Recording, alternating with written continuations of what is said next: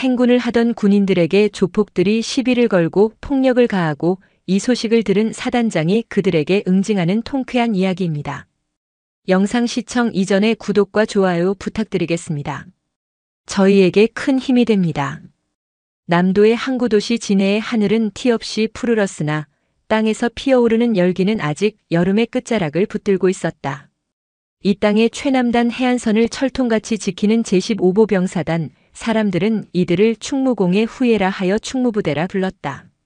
그들에게 진해시를 병풍처럼 둘러싼 계룡제는 단순한 산길이 아니었다. 달개 벼슬 쓴 용이 승천하는 형상이라 하여 붙은 이름이지만 장병들에게는 차라리 지옥의 입구에 가까웠다. 뱀의 허리처럼 구불거리며 끝을 모르고 이어지는 오르막길, 한 번 발을 들이면 인간의 인내심이 과연 어디까지인지 시험하게 만드는 곳. 이곳을 완전 군장으로 밤새워 넘는 40km 행군은 충무부대의 용사라면 누구나 거쳐야 하는 가장 혹독한 통과 의례였다. 이병 백국태. 군장 끈 풀렸다. 정신 안 차리나. 어둠 속에서 터져나온 중사의 고함은 지친 신경을 날카롭게 후벼 팠다. 이제 갓 신병의 티를 벗은 백국태 이병이 이를 악물었다. 비 오듯 쏟아지는 땀이 눈썹을 타고 흘러 눈을 찔렀지만 군장을 맨 어깨를 움직여 닦아낼 엄두조차 나지 않았다. 그의 양어깨를 짓누르는 것은 비단 20kg의 쇳덩이와 군장의 무게만이 아니었다.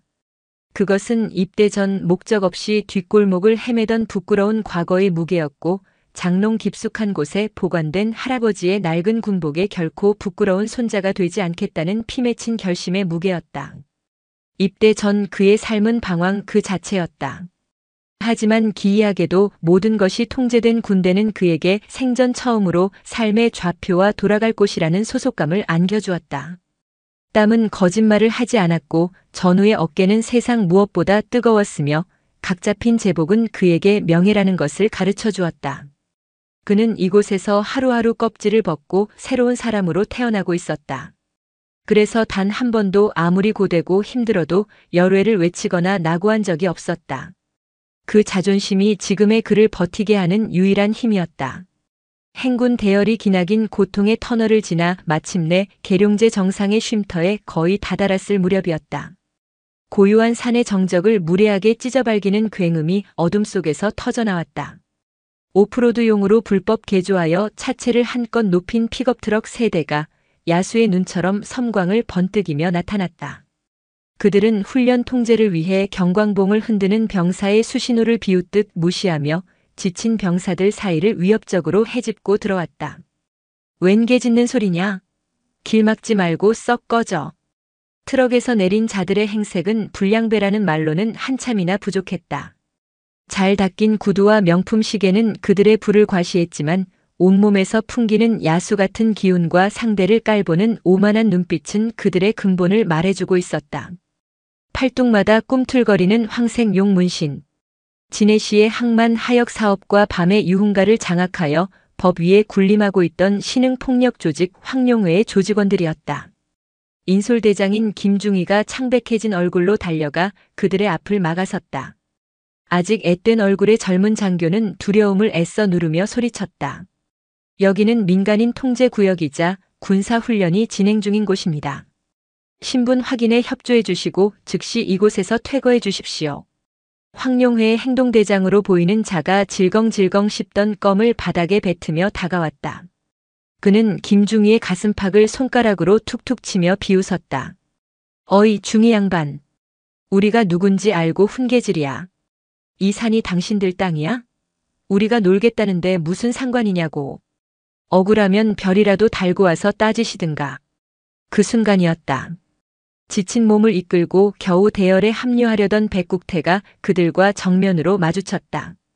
고통과 땀에 젖었으면서도 결코 굴복을 담지 않은 그의 꼿꼿하고 강직한 눈빛이 그들의 비틀린 심기를 정통으로 건드렸다. 야 거기. 이등병 나부랭이. 어딜 감히 눈을 똑바로 뜨고 쳐다봐. 눈깔 안 내려? 백국태는 대꾸하지 않았다. 민간인과의 불필요한 마찰은 피하라는 것이 그가 귀에 못이 박히도록 배운 수칙이었다. 그는 묵묵히 시선을 돌려 제자리를 찾아가려 했다. 그러나 그의 침묵과 외면은 기름을 잔뜩 머금은 불씨에 바람을 불어넣은 격이 되었다. 이 새끼가 어른이 말하는데 무시를 해? 퍽.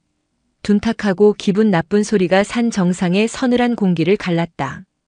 행동대장의 주먹이 인정사정 없이 백국태의 복부를 강타했다. 윽 하는 비명조차 삼킨 채 쓰러진 그의 위로 군홧발보다 더럽고 무자비한 구둣발이 쏟아졌다. 이런 짐승만도 못한 놈들.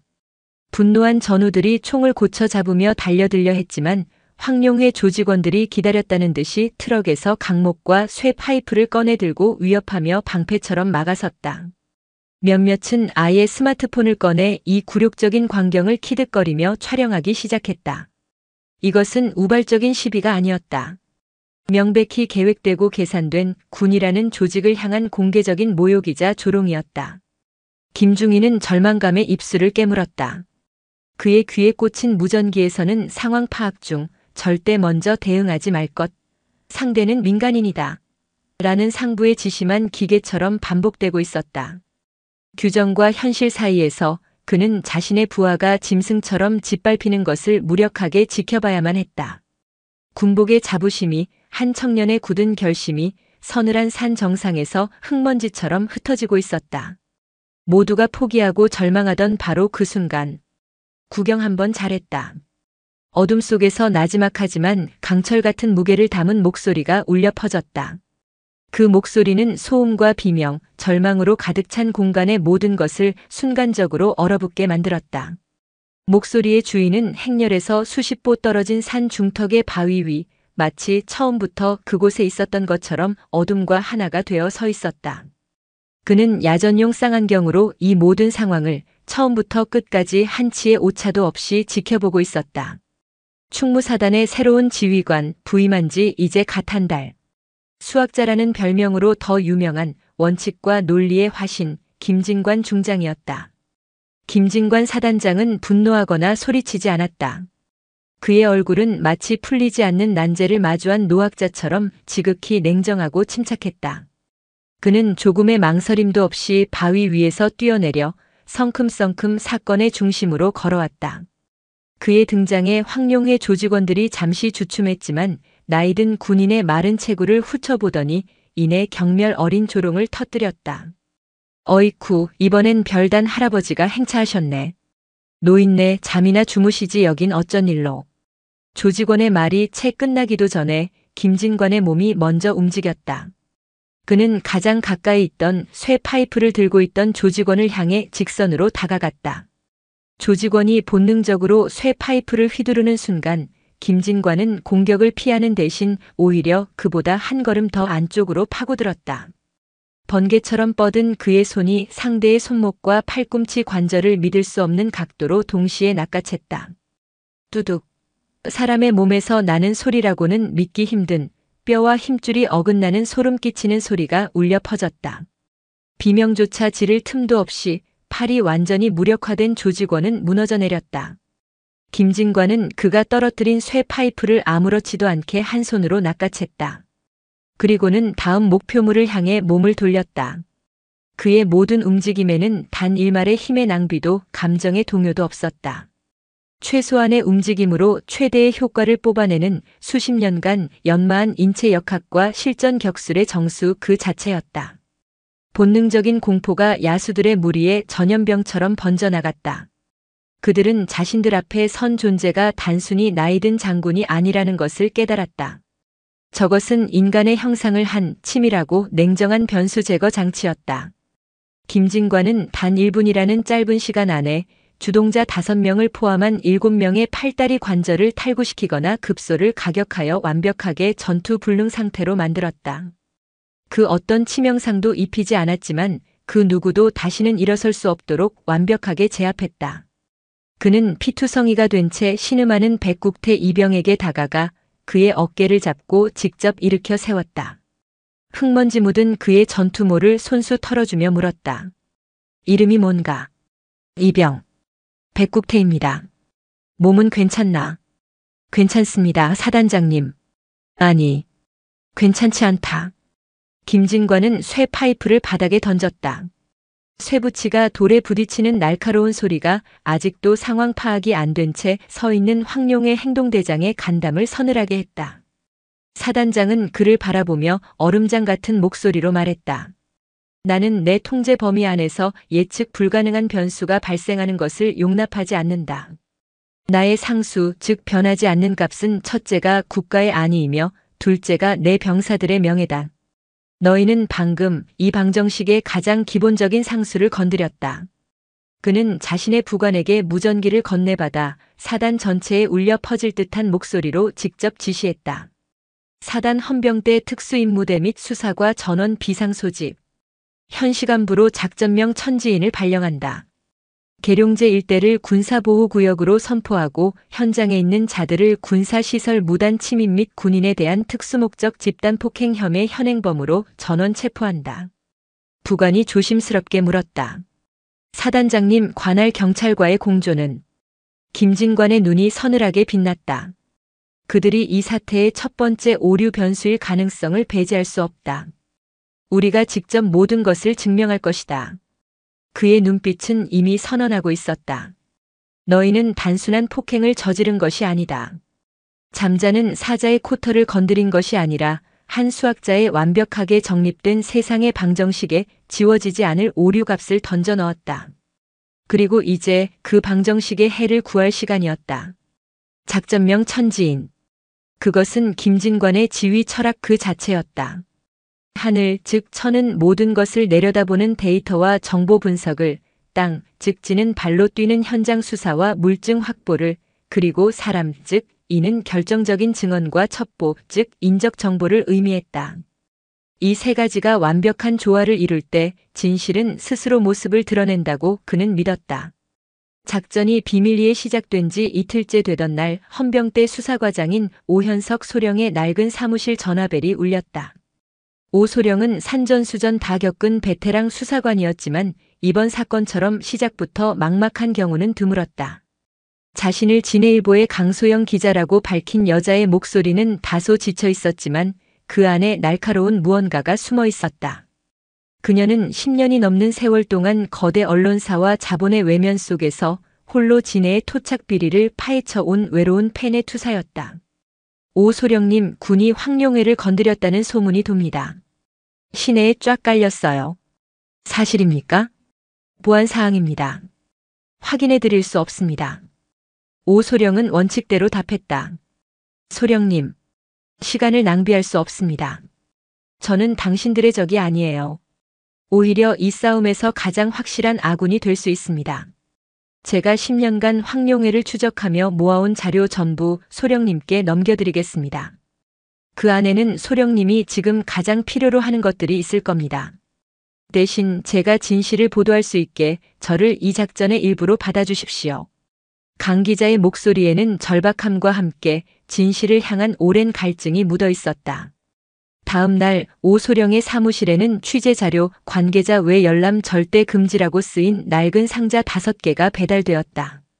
그 안에는 황룡회의 초기 자금 형성 과정이 담긴 등기부등본 뭉치, 정관계 인사들에게 로비를 시도했던 리스트 초안, 그리고 이미 오래전에 자취를 감추거나 의문의 사고를 당한 피해자들의 마지막 증언이 담긴 낡은 녹음 테이프까지 수사의 방향을 단번에 잡아줄 귀중한 나침반들이 가득했다. 보이지 않는 곳에서 달아빠진 구두와 녹슨 펜촉이 총과 군화를 만나 진실을 위한 동맹을 조용히 맺고 있었다. 그러나 아군이 생긴 만큼 적의 저항도 거세졌다. 위기는 예상치 못한 곳, 바로 군 내부에서 먼저 찾아왔다. 김진관의 독단적인 작전 개시는 즉각 상부에 보고되었고 합동참모본부로부터는 그의 행동을 질책하는 연락이 빗발쳤다. 특히 그의 육사 동기이자 현재 합참의 실세인 작전본부장 이성철 대장은 격앙된 목소리로 직접 화상 전화를 걸어왔다. 김 장군, 지금 제정신인가? 일개 조폭놈들 소탕하자고 사단 전체를 들쑤시는 게 말이 된다고 생각하나? 상대는 민간인이야. 자네의 그 한치의 오차도 용납 못하는 고지식한 원칙주의가 결국 군 전체를 위험에 빠뜨리고 있다는 걸 왜 모르나? 이 장군, 이건 단순한 조폭 문제가 아닐세. 군의 기강을 시험하고 국가 시스템 자체를 조롱하는 세력이야. 그 배후에 우리가 상상하는 것보다 더 큰 힘이 있어. 배후? 또 그놈의 직감인가? 자네의 그 넘겨짚기가 과거에 어떤 비극을 불렀는지 벌써 잊었나? 당장 작전 중지하고 관할 경찰에 사건을 이첩하게. 이건 내 충고가 아니라 합참의 명령이야. 벌써부터 정치권이 시끄러워지기 시작했어. 해양수산부의 최익현 장관실에서도 직접 연락이 와서 군이 민간 경제를 위축시킨다며 강력한 유감을 표했다고 하더군. 해양수산부 장관 최익현. 그 이름이 나오는 순간 김진관은 이 싸움이 자신이 예상했던 것보다 훨씬 더 거대한 빙산의 일각임을 직감했다. 그는 상관의 명령을 정면으로 거역할 수는 없었다. 하지만 그렇다고 이제 막 실마리를 잡기 시작한 진실을 헌신짝처럼 내버릴 수도 없었다. 알겠네, 이 장군. 공식적인 군 병력을 동원한 작전은 중지하지. 하지만 수사과 차원에서 진행하는 내사 활동까지 막을 수 있는 법적 근거는 없을 걸세. 나는 내 방식으로 이 방정식의 해를 구할 걸세. 김진관은 이제 두 개의 전쟁을 동시에 치러야 했다. 밖으로는 거대한 악의 제국 황룡회와 안으로는 자신의 원칙을 불신하고 현실과의 타협을 강요하는 군 수뇌부와 싸워야 하는 지독히도 고독한 상황에 놓였다. 김진관의 고뇌를 비웃기라도 하듯 황룡회 두목 마강철은 자신만의 방식으로 반격을 시작했다. 군대가 정면으로 자신들을 치지 못할 것이라는 확신을 가진 그는 가장 비열하고 효과적인 방법을 선택했다. 그의 서슬 퍼런 칼날은 작전의 최전선에 선 실무 책임자 오현석 소령의 가장 약한 곳을 향했다. 며칠 뒤 오소령의 고등학생 딸이 다니는 학원 앞에서 의문의 접촉 사고가 발생했다. 다행히 아이는 가벼운 타박상만 입었지만 오소령은 사고 현장 주변의 CCTV가 하필 그 시간대에 모두 고장이 나 있었고 목격자 한 명 나타나지 않는다는 사실에 등골이 서늘해지는 것을 느꼈다. 그날 밤 그의 휴대폰으로 발신번호가 표시되지 않는 전화 한 통이 걸려왔다. 수화기 너머에서는 기계처럼 변조된 목소리가 흘러나왔다. 오현석 소령, 딸내미가 참 예쁘더군. 이번에는 브레이크가 말을 잘 들었는데 다음번에도 그럴지 모르겠네. 똑똑한 양반이니 알아서 잘 생각해. 소령님 옷 벗는 건 잠깐이지만 딸내미 인생은 평생이잖아. 안 그래? 노골적인 협박이었다. 오소령은 치밀어 오르는 분노로 온몸을 떨었지만 동시에 아버지로서 느끼는 원초적인 두려움에 휩싸였다. 자신의 신념 때문에 사랑하는 가족이 위험에 처할 수 있다는 공포. 그는 처음으로 모든 것을 내려놓고 이 지긋지긋한 싸움을 포기해야 하는지 깊이 고민하기 시작했다. 바로 그 절망의 순간 한 줄기 빛이 스며들었다. 진해경찰서 강력반의 박진수 경사였다. 그는 경찰대를 갓 졸업한 젊은 경찰로 서장 공영식의 노골적인 부패와 무능의 환멸을 느끼고 있던 참이었다. 그는 위험을 무릅쓰고 대포폰을 이용해 익명으로 오소령에게 연락했다. 오소령 딸의 사고 배후에 황룡회의 하부 조직원이 있다는 명백한 증거와 함께 그들이 지금도 오소령의 가족 주변을 계속 맴돌며 감시하고 있다는 충격적인 정보를 알려주었다. 소령님, 저 혼자서는 아무것도 할 수 없습니다. 저들은 이미 경찰 조직 깊숙이 뿌리를 내렸습니다. 하지만 소령님이라면 저들을 무너뜨릴 수 있을 겁니다. 제가 안에서 소령님의 눈과 귀가 되어드리겠습니다. 제 경찰로서의 명예를 걸고 약속합니다. 벼랑 끝에서 만난 동아줄이었다. 오소령은 다시 마음을 다잡았다. 그는 아내와 딸을 설득해 한동안 친척 집으로 피신시키고 더욱 서늘하고 단단해진 분노를 가슴에 품고 수사에 박차를 가했다. 그의 개인적인 고통은 이제 이 부패한 도시 전체를 향한 공적인 분노로 승화되고 있었다. 이제 판은 더욱 복잡해졌다. 김진관과 그의 작은 팀은 거대한 악의 제국과 그들을 비호하는 막강한 정치권력 그리고 내부의 불신과 싸워야 하는 완벽한 사면초가의 상황에 놓였다. 하지만 어둠이 깊어질수록 진실을 향한 그들의 의지는 역설적으로 더욱 강렬하고 순수하게 빛나고 있었다. 진해시가 한눈에 내려다 보이는 최고급 주상복합 건물의 펜트하우스. 황룡회의 두목 마강철은 파죽지세로 뻗어나가던 자신의 왕국에 균열이 생기기 시작했음을 직감하고 있었다. 그러나 그의 얼굴에는 초조함 대신 상대를 얕보는 오만함과 차가운 분노가 서려 있었다. 그는 혼자가 아니었다. 그의 곁에는 진해 경찰서장 공영식과 지역 언론 재벌 방진욱이 함께였다. 이탈리아산 대리석 테이블 위에는 최고급 양주와 시가가 놓여 있었고 그들의 밀담은 도시의 야경을 발 아래에 둔 채 은밀하게 오고 갔다. 김진관 그 늙은이 보통 내기가 아니야. 군대 내에서도 원칙밖에 모르는 돌멩이라고 하더군. 공영식 서장이 불안한 듯 입을 열었다. 마강철은 코웃음을 치며 시가 연기를 길게 내뿜었다. 돌멩이는 밟아서 부숴버리면 그만이지. 서장님 뭘 그렇게 쫄아? 어차피 그놈들도 민간인인 우리를 대놓고 치진 못해. 법이라는 게 있으니까. 그 법을 우리에게 유리하게 쓰는 건 서장님 전문 아니었나? 언론사 사주인 방진욱이 음흉한 미소를 지으며 말을 받았다. 마 사장 말이 맞습니다. 전쟁은 총으로만 하는 게 아니죠. 펜으로도 아니 지금은 키보드로도 할 수 있습니다. 이미 제 밑에 있는 친구들 시켜서 인터넷에 좀 뿌려놨습니다. 정의로운 사업가를 탄압하는 독선적인 군 장성. 사람들 이런 이야기에 쉽게 넘어옵니다. 군인 하나 폭행한 걸 가지고 군 전체가 움직이는 게 상식적으로 말이 되냐 이거지. 진실이 중요한 게 아닙니다. 사람들이 무엇을 믿게 만드느냐가 중요하죠. 마강철은 만족스러운 듯 고개를 끄덕였다. 그는 이내 서늘한 목소리로 지시를 내렸다. 방 사장, 여론전은 계속 밀어붙여. 늙은이 하나 미치광이 만드는 거 일도 아니잖아. 공 서장은 군에서 수사 협조 요청 오면 철저하게 뭉개. 시간 끌면서 우리한테 정보나 빼내라고. 그리고 제일 중요한 거. 그의 눈이 번뜩였다. 내부에서 새는 쥐새끼가 있는 것 같아. 우리 회계장부 만졌던 박 부장, 그놈 행방부터 알아봐. 쥐새끼는 패스트 컨트롤, 박멸이 답이야. 그들은 자신들을 비호하는 거대한 정치권력, 즉 최익현 장관이라는 절대반지를 믿고 있었다. 한낱 사단장 하나의 정의감 따위는 그 거대한 힘 앞에서 곧 좌초될 것이라 호언장담하며 또 다른 음모를 꾸미고 있었다. 한편 사단 사령부 지하의 전술 데이터 분석실은 그야말로 비상 상황이었다. 서유라 중위의 다급한 목소리가 내부 통신망을 통해 김진관에게 보고되었다. 사단장님, 황룡의 서버에 외부 전문가가 침투한 흔적을 포착했습니다. 군의 추적을 눈치채고 모든 범죄 증거 데이터를 영구 파괴하려 하고 있습니다. 데이터 완전 소거 프로그램 제로필을 실행했습니다. 제로필. 그것은 하드디스크의 모든 영역에 0이라는 값을 무작위로 덮어 씌워 설령 국정원의 최첨단 장비를 동원하더라도 복구를 장담할 수 없는 디지털 세계의 완전 소각과 같은 치명적인 프로그램이었다. 서중희. 파괴까지 남은 시간은 12분입니다. 12분 안에 서버의 물리적 전원을 차단하지 못하면 모든 디지털 증거는 영원히 사라집니다. 김진관은 즉시 결단을 내렸다. 공식적인 특임대 투입은 합참의 명령 위반이었다.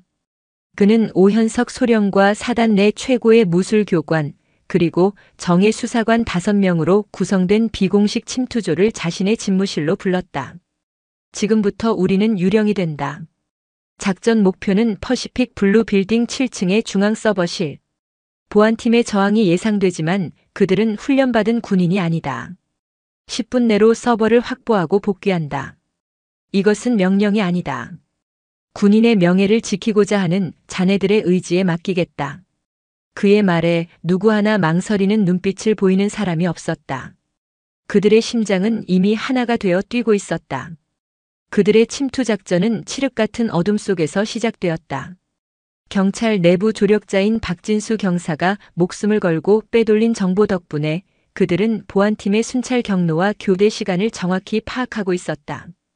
건물 뒤편의 가장 허술한 서비스 엘리베이터를 통해 순식간에 7층 복도에 도달한 그들은 한 줄기 빛도 없는 어둠 속에서 서로의 수신호에 의지하며 움직였다. 잠깐! 오소령이 다급하게 손짓했다. 복도 모퉁이 너머에서 순찰 중인 보안 요원의 발소리가 들려왔다. 팀원들은 순식간에 근처의 비품 창고로 몸을 숨겼다. 좁은 공간 속에서 서로의 거친 숨소리와 심장 박동 소리만이 들려왔다. 철컥하는 문고리 소리와 함께 그들의 심장도 함께 멎는 듯 했다. 다행히도 보안 요원은 창고 문을 열어보지 않고 지나갔다. 짧은 순간이었지만 등줄기에는 식은땀이 폭포처럼 흘러내렸다. 마침내 서버실 앞에 도달했다. 디지털 잠금 장치가 그들을 막아섰다. 서중희, 문을 열 수 있나? 원격으로는 불가능합니다. 하지만 5초간 전력 시스템에 충격을 줘서 잠금 장치를 무력화시킬 수 있습니다. 단 동시에 내부 경보가 울릴 수 있습니다. 시간 없다. 실행해. 서중희의 신호와 함께 잠금 장치의 램프가 녹색으로 바뀌는 순간 팀원들이 문을 박차고 들어갔다. 서버실 안에서는 한 남자가 헤드셋을 낀 채 다급하게 노트북으로 데이터 파괴 작업을 하고 있었다. 그의 모니터 화면에는 데이터 소거 98% 완료라는 붉은 글자가 선명하게 떠 있었다. 오현석 소령이 맹수처럼 몸을 날려 해커를 덮쳤고 김진관은 한치의 망설임도 없이 벽에 붙어있던 서버의 주 전원 케이블을 맨손으로 뽑아버렸다. 펑 하는 소리와 함께 스파크가 튀었고 서버실의 모든 모니터가 일제히 암전되었다. 휴, 2% 남기고 막았습니다. 서버 확보했습니다. 서유라 중위의 안도하는 목소리가 무전기를 통해 들려왔다. 하마터면 이 전쟁의 가장 강력한 무기를 눈앞에서 잃을 뻔한 그야말로 아찔한 순간이었다. 확보된 서버는 황룡회라는 거대 제국을 무너뜨릴 결정적인 스모킹건, 즉 연기나는 총이 될 터였다. 자신의 심장부나 다름없는 서버가 통째로 털렸다는 사실을 알게 된 마강철은 격노했다. 그는 내부의 쥐새끼가 누구인지 직감했다. 회계장부를 만졌던 박 부장. 그는 자신의 가장 잔인한 부하들을 시켜 그가 숨어있을 만한 곳을 샅샅이 뒤지게 했다. 찾아내. 살려둘 필요 없어. 가족들 보는 앞에서 깔끔하게 처리해. 본보기를 보여줘야 다른 쥐새끼들이 생기지 않지. 이 무자비한 대화 내용은 경찰 통신망을 감청하고 있던 박진수 경사의 귀에 그대로 들어갔다. 그는 가슴이 철렁 내려앉는 것을 느꼈다. 박 부장은 이미 군의 보호 아래 안전가옥으로 옮겨진 상태였지만 만약의 사태를 대비해야 했다. 그는 즉시 오현석 소령에게 이 사실을 알렸다. 소령님, 놈들이 움직이기 시작했습니다. 박 부장님이 숨어 계신 곳의 주소는 모르지만 그가 예전에 자주 가던 낚시터 주변부터 뒤지고 있습니다. 위험합니다. 오 소령은 즉시 안전가옥으로 차를 몰았다. 그가 안전가옥인 낡은 연립주택에 거의 다다랐을 때 그의 예감은 현실이 되었다. 골목 어귀에서 황룡회 조직원들이 박 부장의 아내와 어린 딸을 붙잡고 위협하고 있었다. 박 부장을 밖으로 끌어내기 위한 비열한 수법이었다. 오 소령은 지원을 요청할 시간도 없다고 판단했다. 그는 차에서 내려 어둠 속에서 조용히 다가갔다. 그리고는 조직원 중 한 명의 등 뒤에서 목의 급소를 정확히 가격했다. 소리도 못 내고 쓰러지는 동료를 본 다른 조직원이 당황하여 돌아보는 순간 오소령의 발이 그의 다리 관절을 걷어찼다. 십수년간 범죄 현장에서 몸으로 익힌 그의 싸움 기술은 화려하진 않았지만 지독히도 실전적이었다. 남은 조직원들과의 격투는 치열했다. 비좁은 골목에서 벌어진 사투 끝에 오소령은 온몸에 크고 작은 부상을 입었지만 마침내 그들을 모두 제압하고 박 부장의 가족을 구해냈다. 공포에 질려있던 박 부장이 집안에서 뛰어나와 오소령 앞에 무릎을 꿇었다. 소령님, 감사합니다. 제 목숨뿐만 아니라 제 가족까지 구해주셨습니다. 이제 제가 아는 모든 것을 말씀드리겠습니다. 그놈들의 진짜 장부, 돈 세탁 루트, 그리고 최익현 장관에게 돈이 어떻게 흘러들어갔는지. 전부 다요. 위기는 오히려 더 강한 신뢰와 결정적인 증언을 확보하는 기회가 되었다. 결정적인 증언과 물증을 모두 확보한 마강철은 더 이상 대한민국에 자신이 설 자리가 없음을 깨달았다. 그는 최후의 수단인 밀항을 결심했다. 박 부장의 증언을 통해 그의 구체적인 밀항 계획과 시간을 파악한 김진관은 더 이상 망설일 시간이 없다고 판단했다. 그는 합참의 이성철 대장에게 마지막 통신을 보냈다. 이 장군, 내가 이 작전의 모든 책임을 지겠네. 하지만 지금 이 순간을 놓치면 마강철은 부패한 권력의 비호 아래 영원히 법망을 빠져나갈 걸세. 우리의 아들, 딸들이 그런 부정의가 판치는 나라에서 살게 하고 싶은가? 결정적인 증거 목록과 김진관의 진심 어린 설득에 모니터 너머의 이성철은 오랫동안 눈을 감고 있었다. 마침내 그가 입을 열었다. 그의 목소리는 깊은 고뇌에 차 있었다. 자네에게 줄 수 있는 시간은 딱 1시간이네. 현재 시각 기준 1시간 뒤에는 나도 자네를 보호해 줄 수 없어. 그 안에 모든 것을 끝내게. 그리고 무사히 돌아오게. 그것은 공식적인 허락과도 같은 한 친구가 다른 친구에게 보내는 가장 무거운 신뢰의 표현이었다. 김진관은 즉시 사단에서 출격 가능한 모든 헬기와 특임대를 동원했다. 목표는 마강철이 밀항선에 오르기로 약속된 진해항 제사부두. 짙은 밤안개가 깔린 부두. 사방에서 쏟아지는 탐조등 불빛이 안개를 뚫고 무대를 비추듯 부두를 밝혔고, 하늘에서는 군용 헬기의 육중한 프로펠러 소리가, 바다에서는 해군 고속정의 날카로운 엔진 소리가, 그리고 땅에서는 특임대의 무장한 군홧발 소리가 삼면으로 포위망을 좁혀왔다. 이 모든 광경을 부두 근처의 낡은 창고 옥상에서 한 사람이 망원 렌즈가 달린 카메라로 기록하고 있었다. 강소영 기자였다. 그녀는 이 역사적인 순간을 그 어떤 왜곡과 변명도 불가능한 진실의 기록으로 남기고 있었다.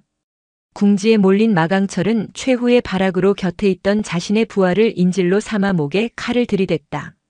오지 마. 더 이상 다가오면 이놈 목부터 그어버릴 거야. 길터. 그때였다. 모든 소음을 찢는 날카롭지만 묵직한 한 발의 총성이 울려 퍼졌다. 퍽 하는 둔탁한 소리와 함께 마강철이 인질의 목에 들이댔던 칼을 쥔 손목에서 피가 터져나왔다.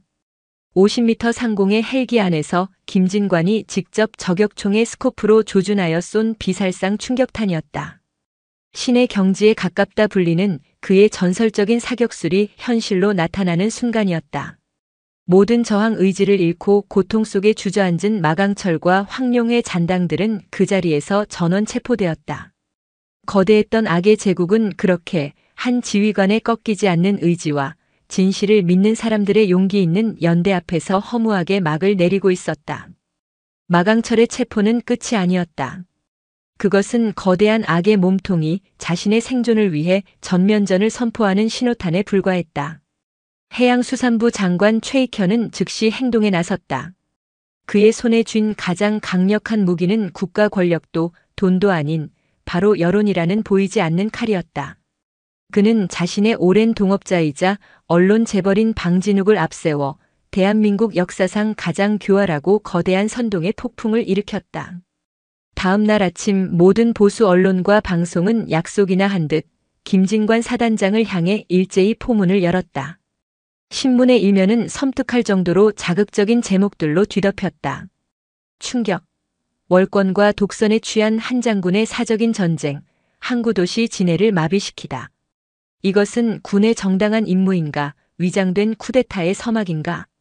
인권 변호사 단체 성명 발표, 군홧발에 짓밟힌 무고한 기업인의 인권을 보장하라.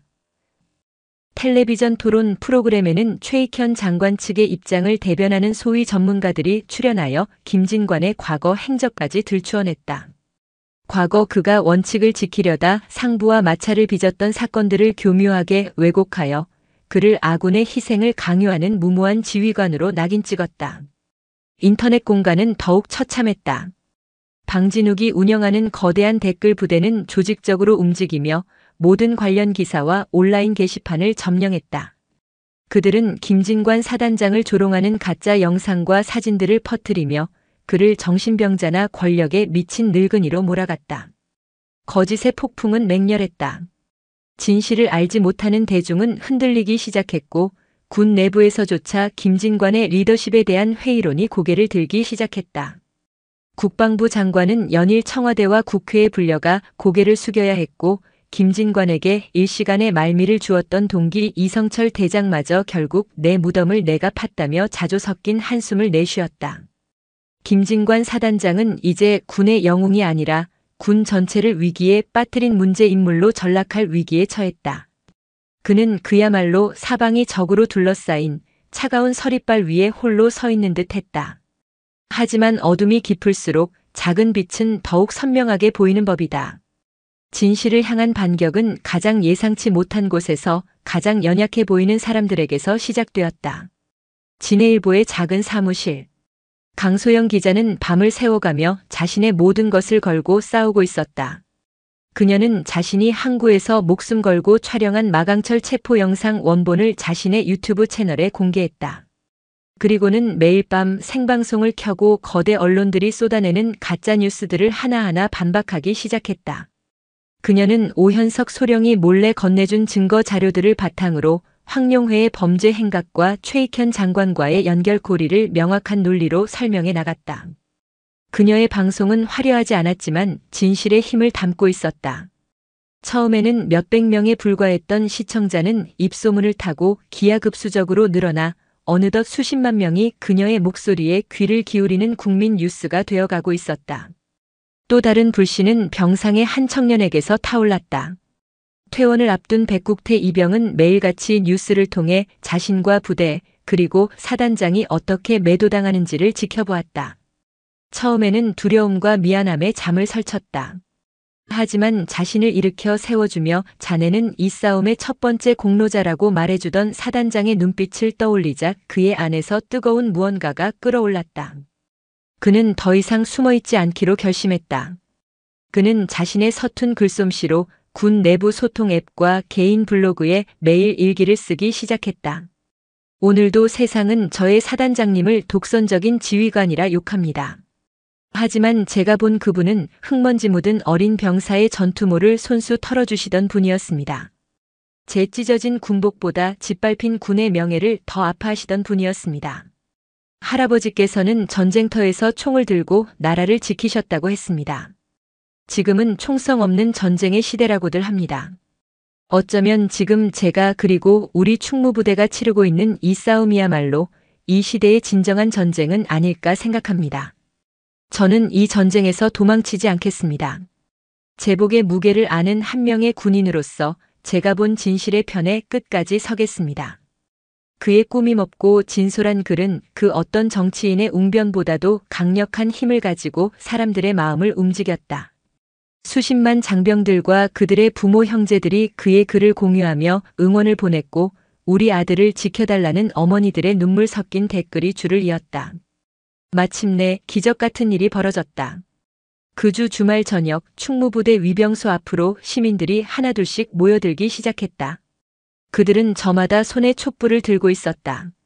낡은 군복을 다시 꺼내 입고 말없이 거수 경례를 올리는 백발의 참전 용사들, 아들의 사진을 가슴에 품고 눈물 흘리는 어머니들, 진실은 승리한다. 고 적힌 손팻말을 든 젊은 학생들. 수천 개의 촛불이 어둠을 밝히며 거대한 강을 이루었다. 힘내라 충무부대. 우리는 당신들을 믿습니다. 부패 정치인 최익현은 물러나라. 김진관 사단장을 지켜내자. 수천 명의 목소리가 합쳐져 만든 거대한 함성은 차가운 부대의 담장을 넘어 절체절명의 위기 속에서 고군분투하던 김진관과 그의 부하들의 마음에 뜨거운 용기의 불을 지폈다. 이것은 더 이상 그들만의 외로운 싸움이 아니었다. 정의를 갈망하는 이름 없는 시민들과 함께하는 거룩한 전쟁이 되어가고 있었다. 시민들의 지지라는 천군만마를 얻었지만 김진관은 상황이 여전히 위태롭다는 것을 알고 있었다. 국방부는 여론 악화에 못 이겨 그의 직위 해제를 검토하고 있었다. 그에게 남은 시간은 얼마 없었다. 그는 이 모든 것을 끝낼 마지막 도박을 결심했다. 그는 진해 시청 대강당에서 사단장 명의의 공식 기자회견을 열겠다고 발표했다. 기자회견 당일 대강당은 수백 명의 취재진으로 발 디딜 틈이 없었다.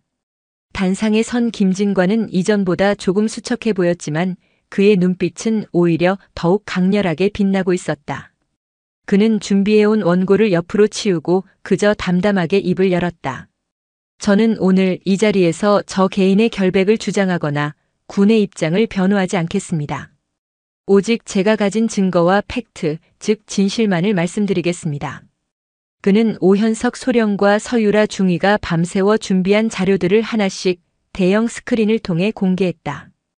계룡제에서 벌어진 최초의 도발 영상, 황룡회의 모든 범죄 기록이 담긴 서버 데이터, 그리고 목숨을 걸고 증언에 나선 박 부장의 영상 증언까지. 논리정연하고 반박할 수 없는 증거들이 공개될 때마다 기자석에서는 탄식과 술렁임이 터져나왔다. 기자회견의 절정은 서유라 중위가 직접 단상에 올라 인터넷에 유포된 딥페이크 영상의 조작 과정을 실시간으로 분석하고 그 배후에 방진욱 사주의 회사가 있다는 것을 IP 추적을 통해 증명해 보이는 순간이었다. 거짓의 가면이 벗겨지고 진실의 민낯이 드러나는 순간 장내의 모든 카메라 플래시가 일제히 터졌다. 마침내 김진관은 스크린에 마지막 사진 한 장을 띄웠다. 호화로운 요트 위에서 마강철과 최익현 장관이 다정하게 어깨동무를 하고 있는 사진이었다. 김진관은 장내의 모든 카메라를 응시하는 대신 정면에 있는 방송사 생중계 카메라 렌즈를 뚫어지게 바라보았다. 마치 텔레비전 너머에서 이 모든 것을 지켜보고 있을 단 한 사람에게 말하는 것 같았다. 저는 오늘 이 자리에서 피고인 최익현 장관에게 묻고 싶습니다. 당신은 저 요트 위에서 마강철과 함께 어떤 미래를 약속했습니까? 당신이 말하는 국익과 진해의 미래가 과연 대한민국 국민의 것입니까? 아니면 당신과 당신의 동업자들의 것입니까? 그의 목소리는 조용했지만 그 어떤 포성보다도 크게 대한민국 전체에 울려 퍼지고 있었다. 저는 군인으로서 저의 남은 모든 것을 걸고 이 질문의 답을 찾아낼 것입니다. 그 끝이 어디든 그 상대가 누구든 결코 멈추지 않을 것입니다. 그것은 변명이 아니었다. 한 노병의 명예를 건 부패한 거대 권력을 향한 정면의 선전포고였다. 김진관의 선전포고는 대한민국을 뒤흔들었다. 최익현 장관은 곧바로 군이 정치에 개입하려 든다며 격렬하게 반발했지만 이미 여론의 불길은 걷잡을 수 없이 타오르고 있었다. 여기에 더해 그동안 최익현의 권력에 눌려있던 정적들과 양심 있는 공직자들의 내부 고발이 본물처럼 터져나오기 시작했다. 결국 대통령이 직접 나섰다. 대통령은 이 사건을 국가 시스템에 대한 정면 도전으로 규정하고 진해 게이트 특별검사법을 국회에 긴급 상정했다. 대한민국 사법 역사상 가장 강력한 권한을 가진 특별검사팀이 꾸려졌고 그 칼날은 한치의 망설임도 없이 사건의 심장부 최익현 장관을 향했다. 1년여의 치열한 수사와 공방 끝에 마침내 진해 게이트의 주범들이 모두 법정에 섰다. 재판 과정은 한편의 드라마와 같았다. 최익현 측의 초호화 변호인단은 모든 증거를 부인하며 김진관 사단장의 과잉 수사와 증거 조작 의혹을 제기했지만 특검팀과 군 검찰단이 내놓은 증거들은 너무나도 명백했다. 특히 법정에 증인으로 출석한 인물들의 증언은 재판의 향방을 결정지었다. 강소영 기자는 자신의 취재 수첩과 녹취록을 증거로 제출하며 최익현의 초기 비리를 폭로했고 신변 보호 프로그램 아래 법정에 선 전직 경찰 박진수 경위는 경찰 내부의 조직적인 증거 인멸 시도와 상납 구조를 상세히 증언했다. 그리고 재판의 마지막 증인으로 이제는 늠름한 병장이 되어 전역을 앞둔 백국태가 증언대에 섰다. 최익현 측 변호인이 그의 아픈 과거까지 들추며 그의 증언의 신빙성을 깎아내리려 했다. 증인은 입대 전 소위 말하는 문제아였다고 들었습니다. 폭행 전과도 있고요. 그런 증인에 편향되고 불만 섞인 시각이 사건을 왜곡했을 가능성은 없습니까? 백국태는 흔들리지 않았다.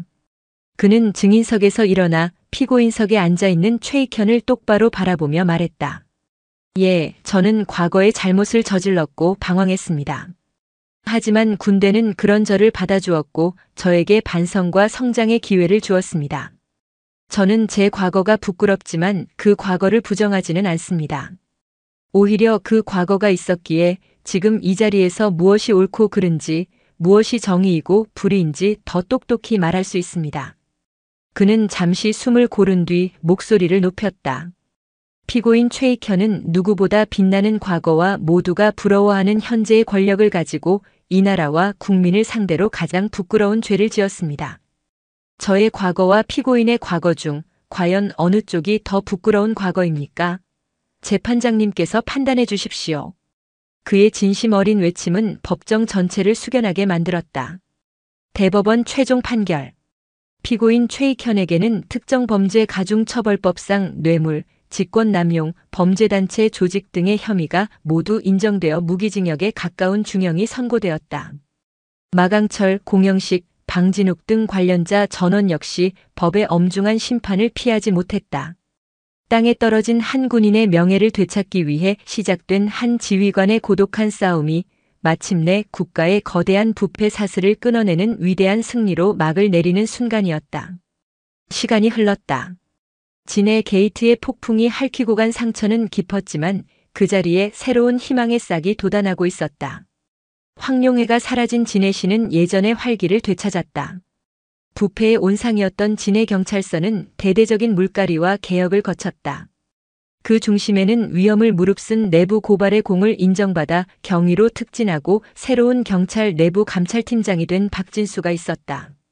그는 더 이상 자신의 동료들이 돈과 권력 앞에 무릎 꿇는 것을 좌시하지 않았다. 강소영 기자는 진해 게이트 탐사 보도로 대한민국에서 가장 권위 있는 한국 기자 대상을 수상했다.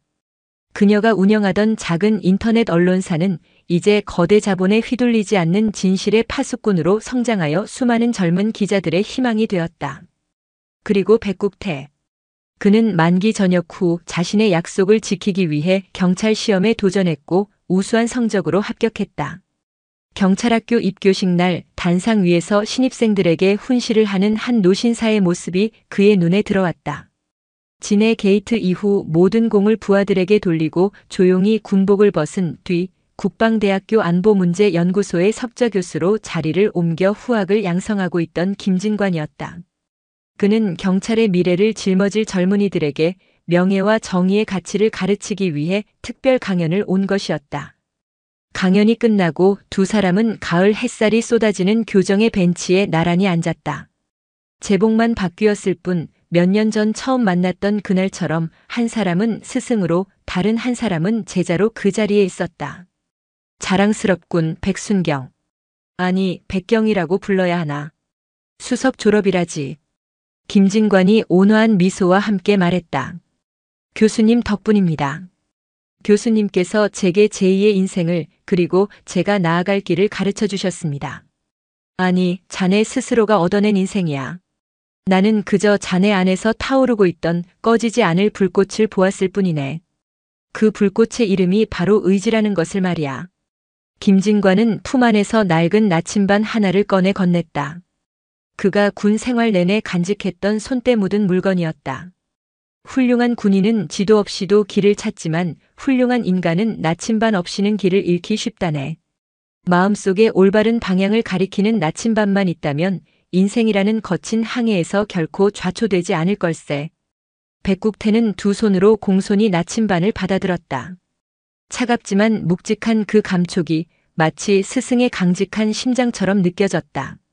그는 자리에서 일어나 이제는 익숙해진 경찰식 경례 대신 처음 만났던 그날처럼 군인으로서의 마지막 경례를 붙였다. 단결. 교수님의 가르침 평생 잊지 않겠습니다. 두 사람의 얼굴에 따스한 미소가 번졌다. 한때 절망의 상징이었던 계룡제 정상 위로 상쾌한 가을바람이 불어오고 있었다. 한 군인의 꺾이지 않는 의지에서 시작되었던 작은 바람은 이제 부패한 시대를 밀어내고 정의로운 새 시대를 열어가는 희망의 태풍이 되어 온 나라에 퍼져나가고 있었다. 강철의 심장은 그렇게 세대를 이어 꺼지지 않는 불꽃으로 타오르며 대한민국의 내일을 묵묵히 밝히고 있었다. 오늘도 시청해 주셔서 감사합니다. 영상이 즐거우셨다면 구독과 좋아요 부탁드리겠습니다.